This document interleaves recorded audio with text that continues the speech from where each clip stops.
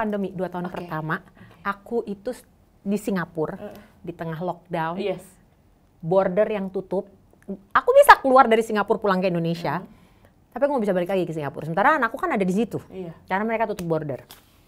Aku nggak bisa kerja, aku nggak ada pendapatan. Aku dari orang yang kerja dari jam 5 pagi sampai jam 2 pagi, hampir setiap hari. Dan suddenly aku di rumah aja nggak bisa ngapa-ngapain. 6 bulan atau hampir 1 tahun pertama dia tuh sekolah, itu seminggu aku bisa dengar dia beberapa kali pulang dari sekolah itu dalam keadaan ada yang biru kakinya, entah luka, entah apa, karena jatuh. Sampai dia pernah nangis gitu sama aku, karena dia bilang, "Ibu, kenapa aku kok sering banget," tiba-tiba dia nangis pulang sekolah. Terus aku tanya, "Kenapa kamu nangis?" Aku bilang, "I don't know why I keep falling down." Dia bilang, "Kenapa kamu takut, kamu khawatir, kamu gak kuat menjalani ini, apa yang kamu takutkan, apa yang kamu khawatirkan, kamu bilang sama Tuhan. Tapi jangan pernah sekalipun kamu pertanyakan sama Tuhan, kenapa saya dikasih ini." Agama nggak apa-apa deh om, asal om mau bayar, ajak aja dia ke hotel. Nggak usah berbintang, yang pentingnya bisa buat ada deh ya, you better F this girl. Ini dia lip cream paling viral di TikTok dari OMG Oh My Glam Lip Cream. Shade yang aku pakai Dreamy 01. Cuco kan? Dan ini transfer proof. Harganya cuma 20 ribuan. Just check out. Denada is in the house, guys! Setelah sekian lama aku follow kamu di TikTok ya, gue follow dia, udah sekian lama gue melihat dari mulai reviewannya dia, dari mulai makeup transitionnya dia yang gila-gila, yang selalu bikin gue wow gitu, sampai gue tahu kesehariannya kayak gimana pada saat dia kena COVID, gue tahu ceritanya gimana, udah pokoknya kayak begitu. Dan finally kita ketemu hari ini. Thank you so much for having me, aku senang banget. Sebelum kita mulai ngobrol-ngobrol, kita mau main games dulu. Oke, boleh. Pilih mana? Oke, pilih mana? Ya, aku akan menyebutkan nama-nama musisi, Anda pilih yang mana dan kenapa. Oke. Ya. Pertama, ya. Nicki Minaj or Cardi B? Nicki Minaj. Why? Why? Enggak, kalau ini bukan karena, ini alasannya lebih personal. Karena I just grew up with her music aja, dan gue tuh emang merasa bahwa dia itu pelopor dengan apa gayanya dia, semuanya gaya rapnya dia itu kayak nggak ada yang sebelumnya dia yang kayak dia tuh nggak ada. Betul. Kayak cuma dia gitu. I mean Cardi B itu gue juga respect, I have lots of respect for Cardi B gitu. Tapi dan kalau bisa sih jangan disuruh milih gitu. Tapi kalau gue harus milih, I would say Nicki Minaj. easily. Nah, ini lebih legend lagi nih. Missy Elliott or Lauryn Hill? Missy Elliott. Of course ya ampun. Jadi we grew up with her. Iya benar. Gue dulu selalu dengerin lagu-lagunya dia, dan again gue merasa dia itu one of a kind. Kayaknya dia tuh adalah salah satu rapper yang nggak akan terganti. Emang udah nggak mungkin terganti. Dan tidak akan terlupakan. Gue bisa membayangkan like in another 20 years gitu, gue bisa membayangkan lagu-lagunya dia itu bakal masih banget disukain, didengar. Dan gitu. Dia age gracefully juga loh, dia sangat ya. Makin kesini makin cuco. Makin cuco memang. Iya, keren ya. Nah ini sekarang lebih ke nih rapper dan dia juga produser musik juga nih. Timbaland atau will.i.am? will.i.am. Hai. Tapi kan Timbaland lagu-lagunya lebih keren, mereka berdua. Jadi gini loh, ini pertanyaan lo tuh gue gak suka sebenarnya jujur ya. Pertanyaan lo ini gue gak suka, karena sebenarnya semua yang lo sebutin itu gue suka. Semuanya gue suka, tapi kalau harus milih. Gitu, gue tuh gak mau, maksudnya pas tadi lo bilang gue harus pilih salah satu, gue tuh gak mau jadi orang yang enggak, gue suka dua-duanya jadi nggak mau, gue kepengen gue pilih salah satu gitu. Kenapa will.i.am?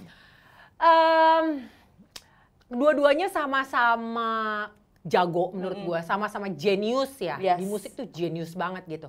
Cuma gue senang ini will.i.am tuh menurut gue karya-karyanya banyak yang akhirnya jadi set mempelopori lagi-lagi nih, mempelopori gaya-gaya musik dan gaya-gaya bener banget. Iya, gaya-gaya musik tertentu gitu. Betul. Dia jadi bikin kayak spesies lagi.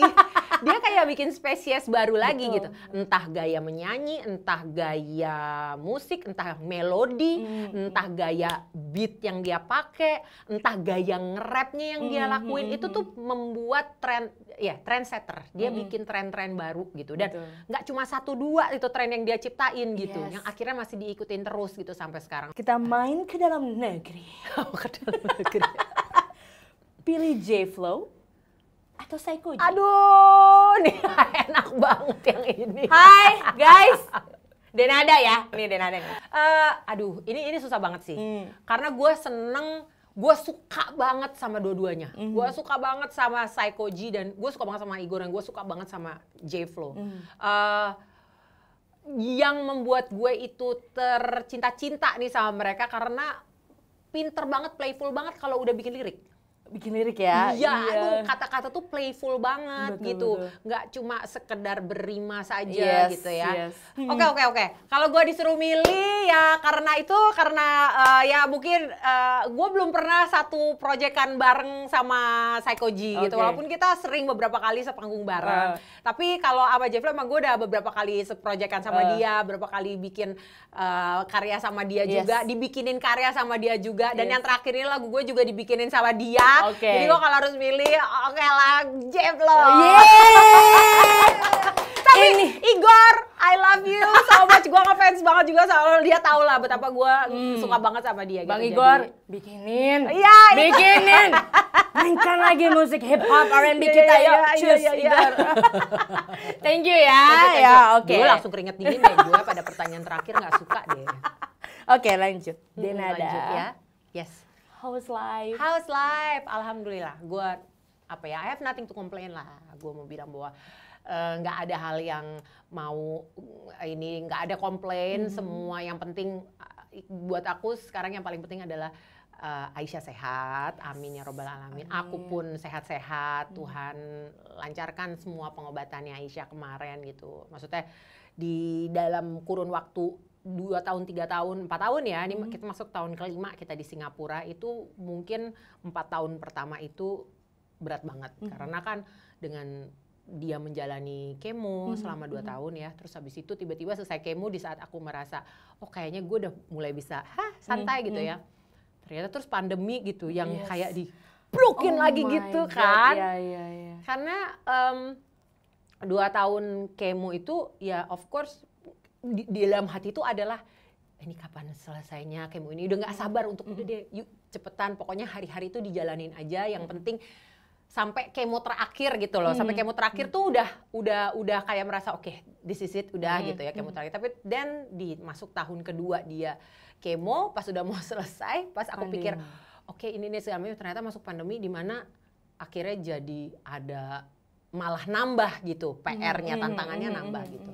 Jadi pada saat akhirnya finally pandemi ini sudah mulai menjadi endemi, kita udah mulai bisa kerja lagi, khususnya kita yang ada di entertainment ya, udah mulai bisa kerja lagi, border udah dibuka, aku pun udah bisa bolak-balik Jakarta Singapura, mulai bisa cari duit lagi, mulai bisa beraktivitas lagi di bidang-bidang yang emang buat aku I need it mentally gitu ya. Bermusik, ada di panggung, it's just who I am, how I grew up gitu, dan dari mulai bayi itulah yang kulihat akrab dilakukan oleh ibuku di mana aku menemaninya. Jadi panggung, musik, finally setelah 4 tahun aku bisa benar-benar balik lagi dan aku mensyukuri itu semua. Aku merinding loh. Jadi musik itu it's not only about career, tapi it's your life. Itu bahkan tempat buat lo healing, ya nggak sih? Betul, kayak medication lo adalah in music. Iya, betul. Wow. Jadi waktu pandemi kita berusaha untuk tetap, karena sebelum pandemi oke lah, walaupun kita keadaan aku udah di Singapura, tapi kan aku masih bisa bolak-balik gitu ya. Jadi kalau misalnya pas lagi di sini, dan coba untuk bikin karya, dan coba untuk manggung apa segala macam. Pada saat pandemi nggak bisa ngapa-ngapain kan, gitu nggak bisa. Pernah waktu itu aku tuh dapat kerjaan pas lagi pandemi online jadi narasumber untuk perusahaan gitu. Aku pokoknya coba jadi narasumber dan aku ngotot gue kepengen nyanyi. Saking kepengennya gue nyanyi. Enggak Mbak Dena, nggak usah gini-gini segala macam, karena mereka mungkin nanti kita juga soalnya budgetnya nggak ada buat Mbak Dena nyanyi, jadi nggak apa-apa kita. Enggak, saya yang mau nyanyi, pokoknya saya mau nyanyi, maksa gitu saking kepengennya perform gitu loh. Padahal itu online ya sayang. Dan tahu nggak, pada waktu itu ini kan online kelihatan cuma segini ya. Mestinya udah dong cukup gue segini aja dandannya dong. Itu gue pakai high heels, gue duduk gue nyanyi dong. Segitu kangennya gue sama nyanyi. Oh my god, I can feel you. Gitu. Jadi ya udah, gue bersyukur. Aku sangat amat mensyukuri, menikmati semuanya sambil tetap ya menjalankan apa yang harus dijalani, jagain Aisyah. Make sure pada saat sekarang ini udah 1 tahun lebih, aku bersyukur sekali sama Tuhan, dia udah mulai dibolehin sekolah kan sama dokternya, sekolah normal, datang sekolah gitu. Jadi sekarang ini lagi proses transisi di mana Aisyah yang hidupnya itu selama 2 tahun, hampir 3 tahun itu benar-benar di rumah aja, nggak boleh bersosialisasi, nggak boleh ketemu orang, nggak boleh sekolah. Tiba-tiba sekarang dia kayak kembali masuk ke dalam lingkungan yang memang seharusnya anak-anak seumur dia, tapi dia telat gitu loh. Iya dong, anak-anak lain itu bersosialisasi dari umur berapa, mulai dia 6 tahun, 5 tahun udah mulai sekolah. Anak aku baru umur 9 tahun, 8 tahun baru masuk sekolah gitu. Jadi ya adalah pasti prosesnya juga secara dia mentally yang dia harus lalui, kaget-kagetnya dia pertama kali berteman apa. Aku mencoba untuk mendampingi dia dan ya menikmati banget proses ini. So dia sekarang sudah mulai aktif sekolah? Dia udah dibolehin sekolah mulai tahun 2021 akhir. 2021 akhir? Iya. Di Singapura? Di Singapura, ya betul. Karena dia masih harus check up, harus kontrol segala macam gitu kan. Ya walaupun pandemi sudah menjadi endemi, tapi tetap buat aku kalau kita tinggal di Indonesia, tapi dan dia check up apa segala macam di dokternya di sana, buat aku terlalu banyak resikonya gitu ya. Karena even though it's endemi, ya it's still there gitu kan. Jadi aku memilih untuk nggak apa-apa, kita fight dulu, coba untuk dia biar di sana dulu, coba dia sekolah dulu gitu. Dan supaya lebih mudah buat dia kontrol check up. Let's talk about her later. Kita back to your healing movement, which is music. Yes, banget. Guys, sudah muncul koplo. Denada, kenapa koplo yang muncul akhirnya sekarang ketika setelah lama nih muncul dengan musik koplo, Denada? What's in your mind? Ini tuh adalah project yang udah aku pikirin maybe for like, I don't know, 15 tahun lebih kali. Udah kepengen banget punya lagu yang kayak begini. Kemarin aku denger di IG juga kayak, oh my god, gak bisa. Gak bisa, ini asik banget, parah. Coba nyanyiin, bisa gak sih? Thank you. Bisa dong. Guys, guys. Oke, jadi the song is actually so fun. Maksudnya orang kalau denger musiknya pasti orang dangdut koplo gitu kan. Itu ngebawa vibe-nya dangdut koplo banget, yang fun banget. Tapi actually, if you pay very close attention to the lyric, then you know this is very personal to me.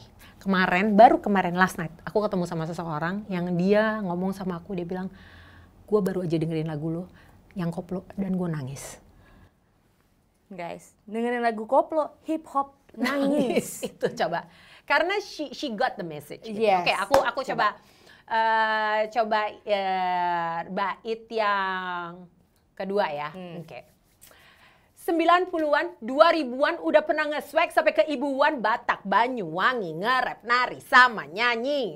Lo kok sana sini, single mami, nyari money. Hey, day to the nada, hey to the mada, apapun kau mau aku palu gada, semua ku lakukan atas nama keluarga. Harta yang paling berharga, ya bukan Balenciaga. Katanya setiap orang ada masanya. Katanya setiap masa ada orangnya. And then hidup kadang susah, tapi semua akan indah pada waktunya. Bilang enggak suka, tapi semua akan koplo pada waktunya. Guys, oh my god, merinding. Yeah, so it's very personal to me. Gitu, karena and I'm very related with the lyric. Kayak the queen, oh my god. Keren. Juga Denada ya, musiknya tidak hanya untuk dinyanyikan, tapi digoyangin juga guys. Saya lihat Denada sangat aktif Zumba. Yes. Itu apa yang membuat dirimu? Itu apa yang nyemplungin lo sampai akhirnya ke Zumba, Denada? Another way of me trying to survive. Itu terjadi di masa pandemi. aku nggak bisa kerja. 2 tahun pandemi, 2 tahun pertama, aku itu di Singapura, di tengah lockdown, border yang tutup. Aku bisa keluar dari Singapura pulang ke Indonesia, tapi aku nggak bisa balik lagi ke Singapura. Sementara anakku kan ada di situ, karena mereka tutup border. Aku nggak bisa kerja, aku nggak ada pendapatan. Aku dari orang yang kerja dari jam 5 pagi sampai jam 2 pagi, hampir setiap hari, dan suddenly aku di rumah aja nggak bisa ngapa-ngapain. Dan itu, ya aku rasa semua orang mau gila lah ya kayak begitu. Dengan juga harus mendampingi Aisyah yang pada saat itu memang masih kemo juga gitu. Jadi aku udah lama sebenarnya cinta sama si olahraga Zumba ini. Dulu pada saat pertama-tama kali pindah ke Singapura, itu ada kayak pusat kebugaran gitulah di deket apartemen tempat kita tinggal yang suka ada kelas Zumba rutinnya. Jadi aku kalau misalnya aku dari kecil orangnya itu kalau lagi sumpek larinya ke olahraga. Jadi aku selalu kayak pelampiasanku tuh pergi ke si itu, and then I do Zumba. Karena gue selalu berasa setiap kali gue Zumba tuh, gila nih kayak lagi dugem bisa teriak-teriak tapi sehat gitu loh. Bener. Ya gitu kan. Bener, and then I selalu selesainya merasa okay, I just did something good for my body. Jadi kayak nggak ada rasa perasaan yang, duh gue ngapain sih gitu, enggak gitu. Gue teriak-teriak, gue dancing segala macam, tapi gue melakukan sehat, gue sehat gitu, gue bugar gitu. Dan emang bener setelah itu selalu mentally aku merasa lebih baik. So begitu pandemi aku langsung bilang, nggak bisa nih kayak begini, I have to do something gitu. Gue nggak ada pemasukan, nggak ada segala macam. Oke, gue mau jadi instruktur Zumba. Carilah pelatihannya, dapatlah pelatihannya online. Aku lakuin, aku ikutin. Certified kan, abis itu aku langsung certified. Begitu aku certified, aku langsung mempersiapkan diriku. Mungkin seminggu setelahnya ngajar. Kalau dibilang penghasilan, apakah penghasilanku dari instruktur Zumba itu bisa meng-cover semua pengeluaranku di Singapura? Ya nggak bisa. Ada orang yang suka bilang, ya kan jauh banget penghasilannya dibandingin sama nyanyi. Ya memang iya, tapi gue nggak dari situ dapat rezekinya, bukan cuma itu, bukan cuma duitnya doang gitu. Tapi mentally, I need it. Dan mentally itu tuh healing gue juga ternyata gitu. Karena aku merasa aku punya something that I look forward to. Aku merasa setiap kali aku habis ngajar kelas dan mereka DM aku, mereka bilang, gila ini masa pandemi, gue seminggu ini gak mau keluar dari kamar karena I was so stressed out. Gue habis di layoff dari kerjaan gue, suami gue di layoff. Dan baru hari ini gue keluar kamar karena gue mau ikut Zumba lo dan I'm so happy. Wah itu kayak gila. Itu more than money guys. Itu, makanya I need it mentally. So aku merasa Zumba itu menyelamatkan aku di berbagai macam sisi dalam hidupku. Dan akhirnya aku bersyukur banget sama Tuhan, mereka kasih kepercayaan aku dikontrak jadi brand ambassador-nya mereka. Dan dan tahun lalu aku diberangkatin sama mereka ke Amerika. Keren Direda. But thank you. Tell me about your daughter. How is it? Dia kondisinya dia alhamdulillah dia baik ya, maksudnya karena kalau yang pernah punya diagnosa seperti anak aku ya leukemia, itu memang pada saat mereka sudah selesai menjalani protokol kemoterapinya, misalnya itu yang menjadi ini ya treatment yang diputuskan oleh dokter, setelahnya itu memang nggak dilepas begitu aja, nggak mentang-mentang udah selesai kemonya terus ya udah berarti udah gitu, nggak. Kita masih harus tetap jaga dia, kita masih harus observe dia. Of course dia sudah mulai bisa melakukan apapun yang anak-anak lain lakukan, seumuran dia gitu ya. Boleh bersosialisasi, boleh makan di restoran. Dulu kan nggak boleh. Selama dia kemo itu dia nggak boleh makan di luar. Harus makan makanan rumah sakit? Harus makan makanan rumah.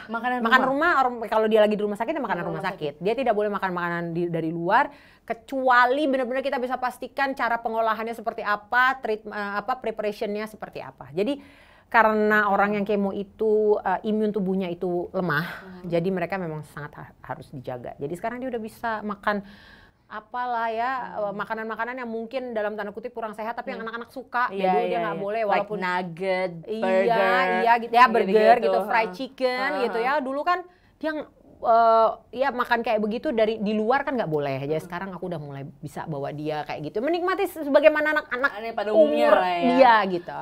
Jadi dia sedang menikmati itu dan dia lagi ya seperti yang aku cerita tadi, mulai bersekolah, mulai punya teman, mulai merasakan itu yang namanya bersosialisasi, jadi anak normal sebagaimana anak lain pada umumnya tuh seperti apa, dan aku pun menikmati itu karena ada keresahan nggak dia? Maksudnya dia pulang sekolah cerita, "Mami, I cannot do this," atau yes, of course.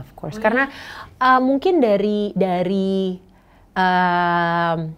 treatment kemo yang itu kan cukup agresif ya, gitu. Selama hampir 2 tahun lebih dia ngejalanin itu, ada beberapa hal-hal yang memang secara fisik dia itu ya kayak gini misalnya yang paling gampang. Kayaknya dia itu salah satu yang terasa banget di dia itu kakinya dia jadi agak sedikit lemah. Dan pada saat dia pertama kali mulai merasakan masuk ke sekolah dan berada di lingkungan, bayangin ya dia itu selama sekian tahun itu berada di lingkungan hanya 2. Rumah sakit. Rumah sakit, nggak boleh kemana-mana. Aku ajak misalnya, aku kasihan banget nih dia karena udah butek banget gitu ya. Aku pengen bawa dia, jenuh banget. Aku bawa dia ke supermarket, tapi supermarket yang di rumah sakit. Jadi pada saat oh my god, serius? Yes. Tapi memang itu aturannya? Karena dia nggak boleh ke kerumunan orang. Because her immune systemnya itu weak banget. Jadi dia nggak boleh ke kerumunan orang. Karena itu akan berbahaya untuk kesehatan untuk kesehatannya dia. Itu pun kalau dia kita bawa, walaupun orang bilang ya rumah sakit kan tempatnya orang sakit, memang betul. Tapi paling enggak dia di rumah sakit itu enggak banyak ada orang yang ke supermarket yang di rumah sakit. Iya, gitu kan? Ya kan? Orang pasti bawa ke supermarket. Gua bawa ke rumah supermarket yang di rumah sakit. Dan di situ itu juga dengan segala ini ya, kalau misalnya kayak mau ngelewatin orang tuh aku mesti tahan dia dulu, orangnya lewat baru ini, terus tuh masker dengan segala macam gitu. Tiba-tiba dia ke sekolah di mana dia bertemu dengan anak-anak seusia dia yang mungkin agak sedikit di bawah dia karena dia kan nggak bisa sekolahnya nggak bisa sesuai dengan umur dia kan. Jadi di bawah dia, jadi teman-temannya tuh di bawah dia semuanya. Terus dengan adanya meja-meja sekolah, kelas dengan ini segala macam, dia tidak bisa, belum membiasakan diri untuk menavigasi dan menjaga dirinya dia secara fisik saat dia ada di tempat yang dia tidak familiar. Jadi tahu nggak, hari pertama dia datang tuh pulang nyampe rumah benjol bun segini. Ih benjol, aku tanya kamu kenapa nang? Kok benjol? Ke ujung meja sekolah, kepentok.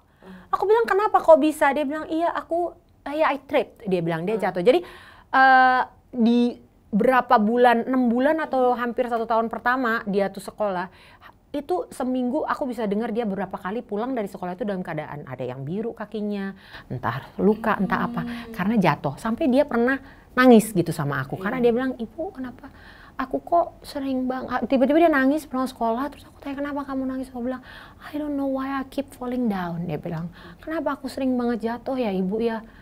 Gak ada apa-apa jatuh, aku padahal jalan biasa jatuh, aku sering trip my own foot, dia bilang. Jadi karena ya memang kemo itu salah satu memang efek yang bisa terjadi, yang mungkin terjadi karena kemo. Itu bisa di reverse atau bisa dibenerin, nggak bisa, tapi butuh proses gitu. Jadi masa-masa itu adalah masa yang pelan-pelan aku harus terus guide dia, support dia, temenin dia, dan aku seneng banget karena dia dapat sekolah yang guru-gurunya semua itu aware dengan keadaan dia. Jadi aku sampaikan bahwa oke, dia punya problem nih, sering jatuh gini. Jadi mereka juga ngejagain dia banget saat di sekolah, dan akhirnya salah satu hal yang aku lakukan sekarang adalah mulai memberikan dia workout ya dengan coach yang ada di kita juga di Raga. Untuk memperkuat ototnya dia, memberikan kembali balance-nya dia, stability-nya dia, sehingga dia lebih bisa menjaga tubuhnya dia saat dia di sekolah. Tahu sendiri kan ya bun, anak umur 7 tahun, 6 tahun itu kan kalau main kan barbar. Kalau kata anak gue barbar, iya kalau kata Jordan, barbar banget, babu.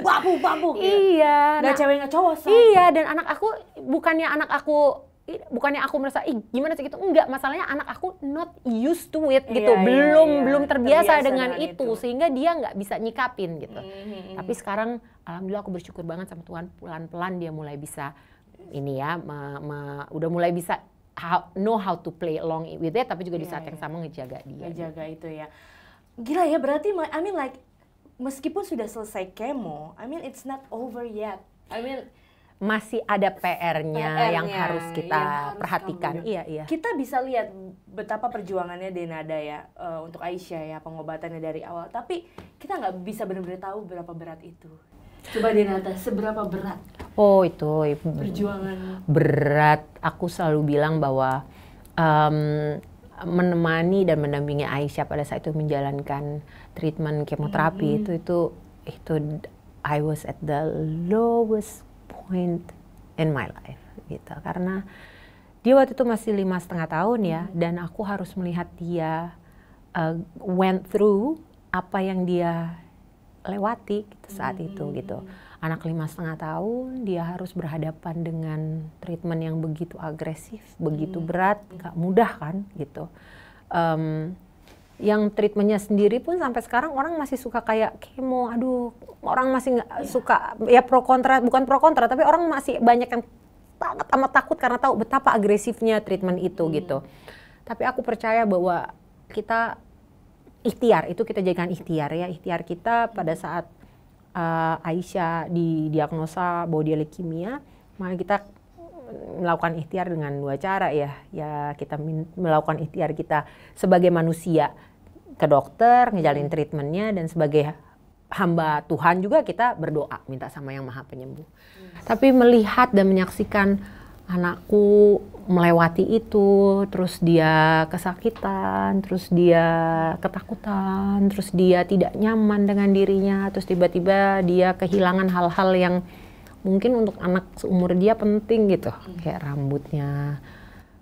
Ya maaf sebelumnya, tapi anak aku belum sampai kehilangan rambutnya, dia benar-benar sampai botak gitu ya, which is itu expected untuk orang yang menjalani kemo gitu.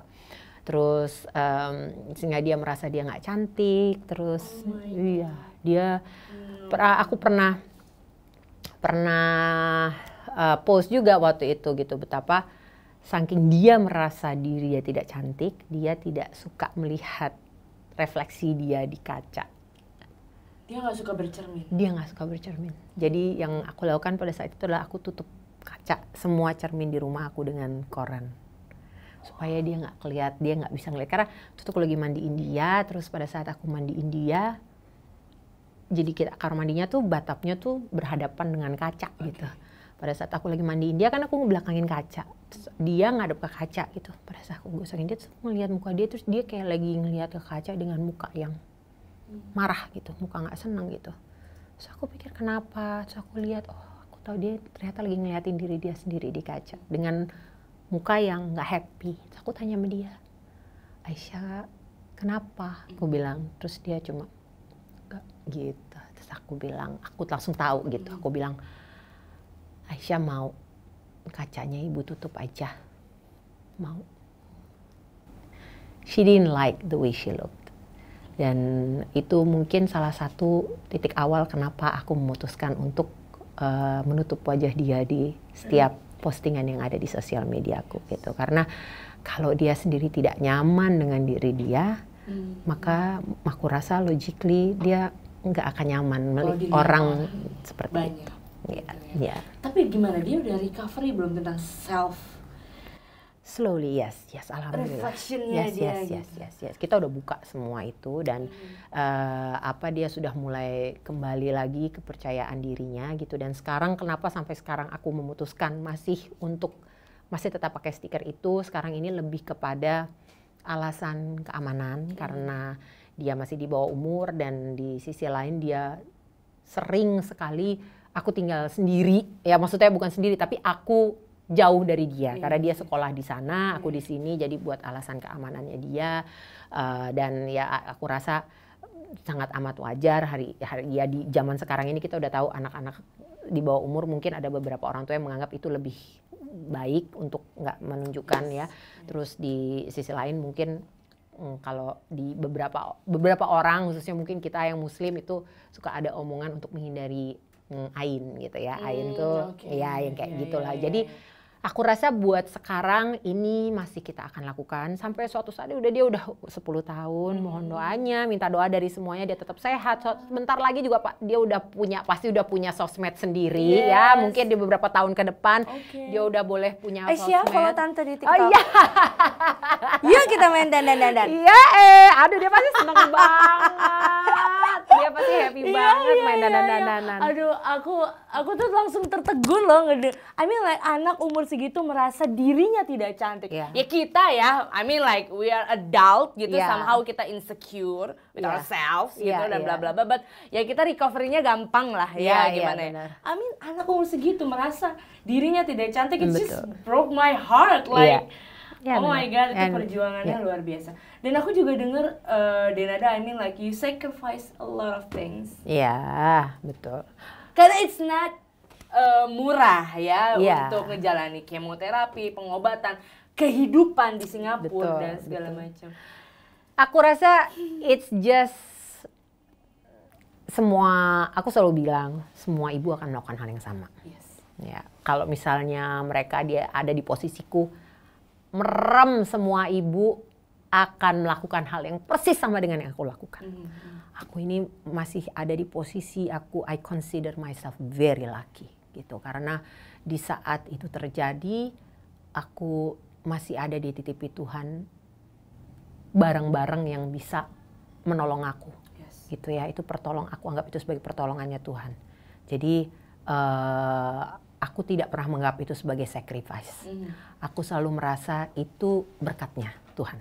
Dan memang itu yang harus kamu lakukan as a mother. Memang harus lakukan. As a mother itu harus lakukan. Dan aja, insting pertama tentu di di tahun pertama aja kita pindah ke sana itu Juni 2018. Di tahun pertama, di bulan kedua apa ketiga kita di sana, aku harus jual apartemen. Ya, jual apartemen. Setelah itu ya sudah merembet ke yang lain ya. Sampai akhirnya ke rumah aku dan Aisyah yang emang itu rumah dari papa gitu, yang sebenarnya banyak sejarahnya, dan aku kepengennya ya buat kita orang Batak tuh hal-hal kayak gitu tuh bukan soal duitnya ya, tapi soal memorinya ya, benar. You have to let it go.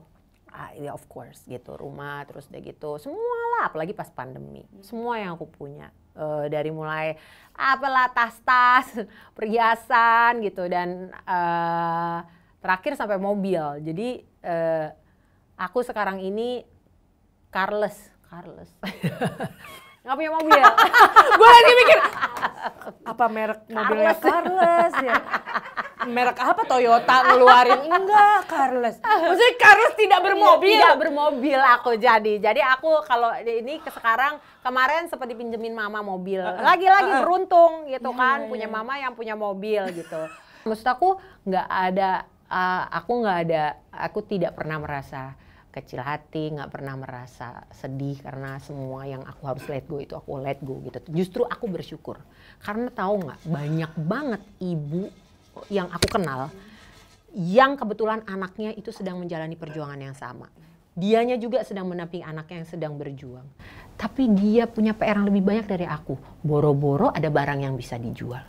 Gitu. Jadi kalau misalnya mau ngomong, wah strong mom, itu harusnya kreditnya tuh buat mereka. Benar, Karena it's just sometimes nggak sampai di kepala aku bagaimana bisa mereka itu tetap bisa semangat, tegar untuk mendampingi anaknya di saat mereka sendiri harus berjuang, karena begitu besar biaya yang mereka keluarkan, tapi mereka they don't have anything gitu. Jadi banyak hal memang betul yang mungkin tantangannya banyak, perjuangannya banyak gitu, tapi yang disyukuri juga banyak banget. So I don't want to complain, aku nggak mau komplain. Tapi pernah nggak sih Denada sempat berpikir kayak bertanya gitu pada Tuhan kayak why this is happening? Satu kali dalam perjalanan 2 tahun itu aku melakukan itu. Pada saat itu aku ingat banget kejadiannya. Aisyah itu lagi masuk rumah sakit lagi karena biasalah habis kemo drop kan. Biasanya habis kemo kondisi dia akan drop. Lalu nanti dokter akan berusaha semaksimal mungkin untuk memperkuat dia punya kondisi lagi. Begitu kondisinya dia ada di titik yang cukup segini nih, disikat lagi sama kemo. Ntar dia turun lagi gitu. Emang begitu. Jadi pada saat itu dia habis menjalani kemo terus tiba-tiba drop dia. Jadi HB-nya dia turun sampai rendah, sampai dia harus transfusi. Transfusi 1 kali naik, turun lagi, drop lagi sampai rendah banget. Balik lagi sampai transfusi akhirnya 3 kali. 3 kali kita udah keluar bolak-balik masuk rumah sakit. Di transfusi ketiga itu aku udah nggak tahan. Aku lihat dia harus transfusi darah lagi gitu. Di saat dia udah pucat, lemes segala macam gitu. Disitulah aku telepon mama. Aku nggak pernah nangis di depan mama. Tapi kali itu aku nggak kuat gitu. Aku telepon mama. Aku bilang sama mama, "Ma, aku nangis sama dia." Terus mama tanya, "Kenapa?" Dia bilang. So aku bilang, "Aku nggak kuat." Aku bilang gitu. Aku ngelihat Aisyah ditransfusi lagi. Ini udah transfusi berapa kali. BAB-nya nggak naik-naik. I cannot stand this anymore. Aku bilang gitu. Aku bilang, "Kenapa ya Allah? Kenapa kok begini?" Aku bilang gitu. Dan di situ mamaku marah. Ya, itu pertama kalinya aku ngomong seperti itu dan mamaku langsung marah. Dia bilang, "Dena, kamu nggak boleh ngomong kayak begitu." Dia bilang gitu. Dia bilang, "Bukan tempat kamu untuk mempertanyakan itu sama Tuhan." Kalau dia selalu ini akhirnya pesan yang aku selalu ingat gitu ya. Kalau kamu itu menjalani sebuah ujian, kamu lagi menjalani suatu hal yang berat sekali dalam hidup kamu dan kamu merasa kamu tidak kuat menjalani itu, dia pakai bahasa Jawa, nangislah kamu sama Tuhan, menangislah kamu sama Tuhan. Ngomong sama Tuhan, bilang sama Tuhan, curhat, bilang apa yang menjadi kesusahan kamu, dia bilang gitu. Bilang sama Tuhan apa, kamu takut, kamu khawatir, kamu gak kuat menjalani ini, apa yang kamu takutkan, apa yang kamu khawatirkan, kamu bilang sama Tuhan. Tapi jangan pernah sekalipun kamu pertanyakan sama Tuhan, kenapa saya dikasih ini? Karena itu bukan tempat kamu, dia bilang gitu. Jadi di situ aku kaget, tapi kayak tertampar gitu. Aku merasa pada saat itu I needed it, aku butuh sekali itu. Sehingga apa yang mamaku omongin pada saat itu men-set semua mentalku dan mindset aku throughout the rest of the treatmentnya Aisyah gitu. Bahwa aku sering menghabiskan malam-malam aku gitu untuk di saat aku lagi berada di lowest points gitu di journey-nya kita waktu itu gitu. Kalau misalnya aku merasa benar-benar nggak berdaya banget, ya itu yang akan aku lakukan gitu. Aku cuma ngomong aja sama Tuhan bahwa aku takut gitu, kayaknya aku takut aku nggak mampu ngejalanin ini berat banget buat aku gitu. Tapi mama selalu bilang sama Tuhan, aku ikhlas ngejalanin ini kalau memang ini sudah yang memang kau tetapkan terjadi padaku gitu. It helps, Bun, beneran berdoa dan just say what you feel. Like when you sad, sedih, capek, kesel, Tuhan pasti dengar. Betul. Dan Tuhan, nggak tahu itu emang benar sih, momen ketika we pray and then we talk to God, everything that apapun yang mau kita ungkapin, itu akhirnya selesai, itu jadi kekuatannya nggak sih? Betul. Jadi kayak benar.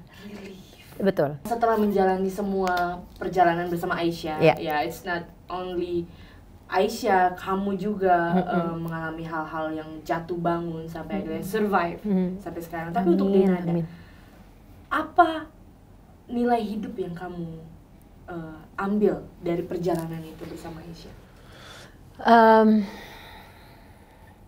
Sebelum kita berangkat ke Singapura waktu itu, sebelum Aisyah didiagnosa, aku tuh baru beli tanah 1000 meter di sini, deket sini.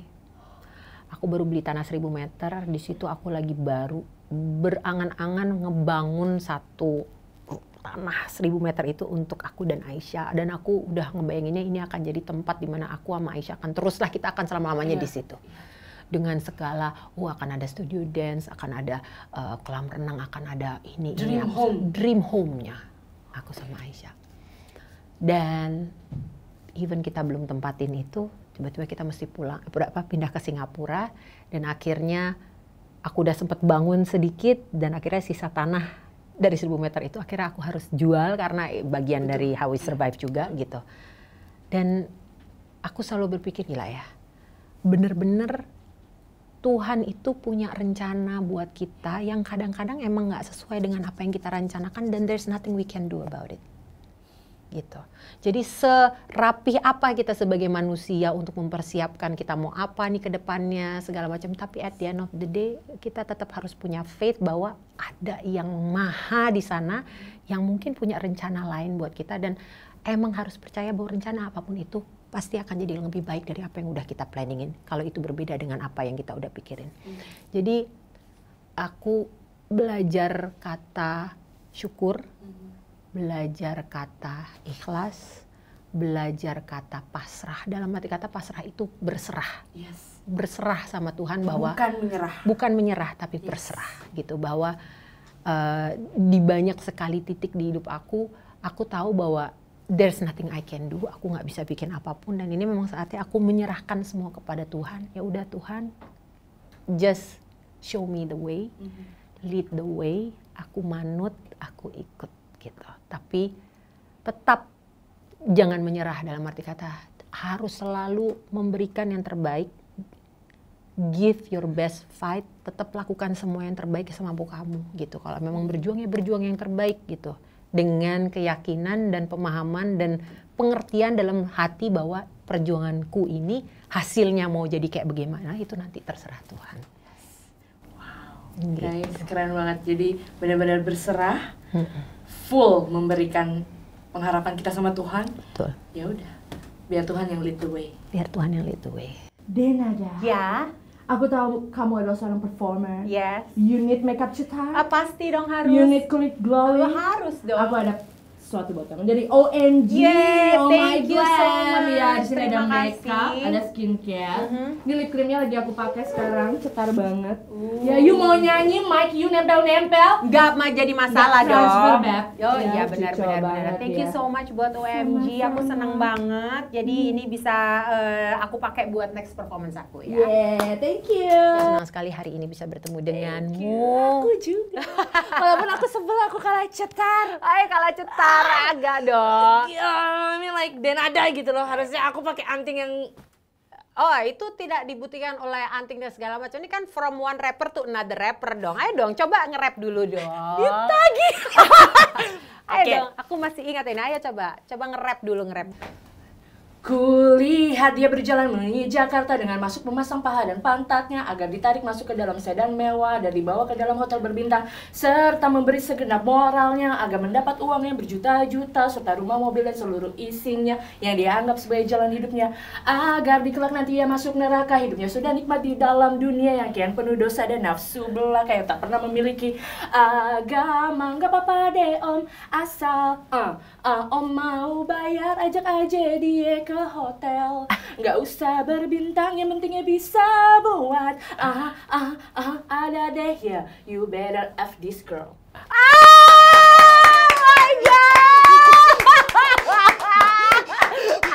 Kenapa sih nggak dibikin? Oh my god, Liriknya dark banget lagi. Liriknya tahu nggak kalau zaman sekarang judulnya apa? Coba. Aniani. itu kayak udah di kepala gue tadi. Judulnya Aniani. Itu lirik gue bikin di umur 16 tahun. Jadi langsung aja kita resmikan hari ini, Jens. Saya Denada dan saya resmikan kamu menjadi female MC atau rapper. Oh, thank you very much. Cardi B, Nicki Minaj, Watch your out. step. Thank you ya Beb, thank you. you God so bless much. you ya, God Thank you, bless God you ya. bless you too. Guys, Thank jangan you. lupa kamu kan IRT biasa, kamu independent, rich and talented. See ya, bye bye.